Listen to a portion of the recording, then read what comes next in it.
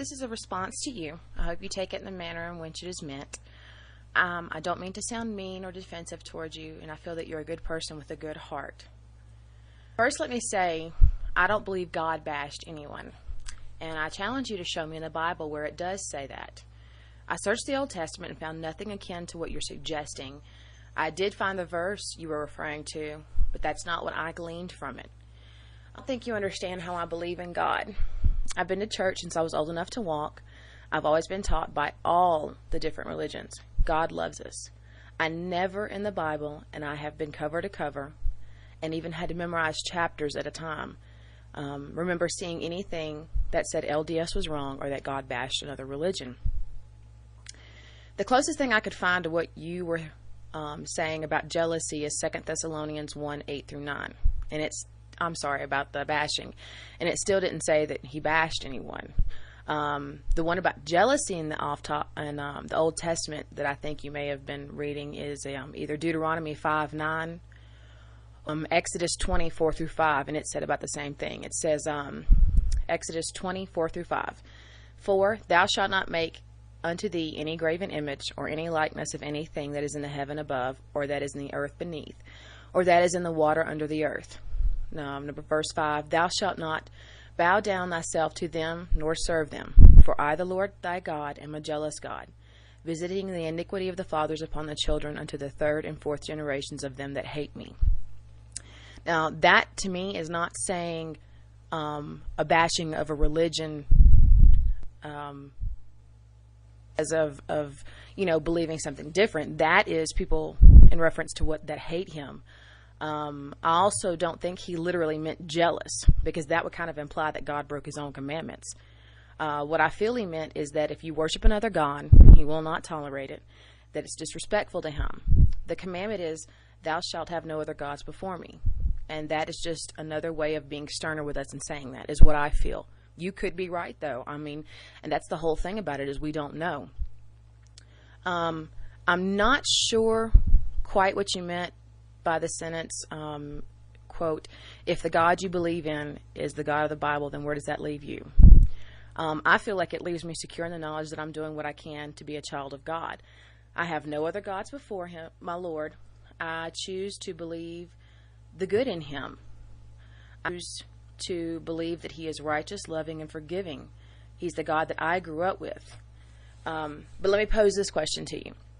If you have a reformed thief and you choose to believe there's good in him, and you believe only in the good things in him, does that make him a different man, or is he still the same man and you're just choosing to believe in the good in him? Here's a point that I think some people are missing. Let's say, for the sake of argument, Baptists, because I haven't brought them up yet, but I did go to a Baptist church. They don't lead to God. Their religion doesn't lead to God. Okay, first, how should you tell someone if you believe that they're on the wrong path? You gather more bees with honey than you do vinegar. Them and share with them in a loving manner. If they choose not to hear you, then you've done what you can, and you've done what you would be accountable for not doing. I don't care if you're Satanist. I can share with you what I believe about it from reading the Bible, and that is as far as I'm accountable for. Even if someone I loved was Satanist, it would not make me love them less. I would not bash them every opportunity I got. I would not be negative toward them or about them. That's not my place. My place is to love them, to try to share God with them, and to do what I can. You spread God by spreading love, and I'm not always able to do that. I try very hard, but sometimes people challenge me and make it difficult for me to love my neighbor. I love everyone, even Slufus, but just because I love someone does not mean that I have to agree with them or listen to them. God has given us free agency and common sense.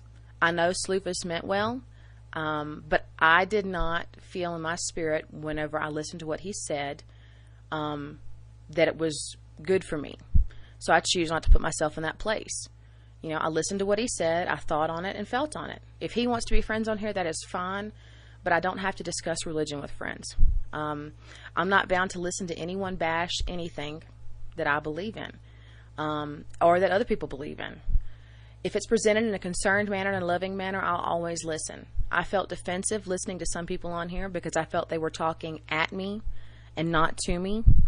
I felt that they were just taking the opposite side just to take it, and just to talk to me, just to be mean and question me.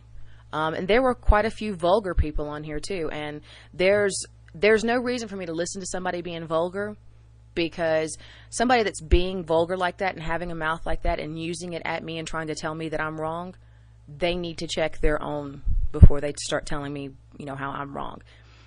Thanks everybody though that's been encouraging to me.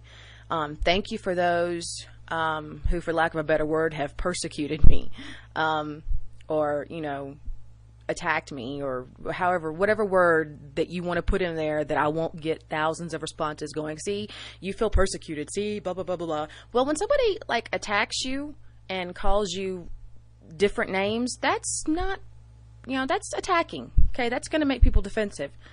But those people that attacked me, you made me so much more determined not to stop.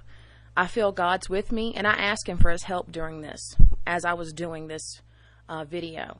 If I'm wrong, he will scold me for it, but it's his place and his place only to hold judgment over me. So thank you again, everyone, and keep the comments coming.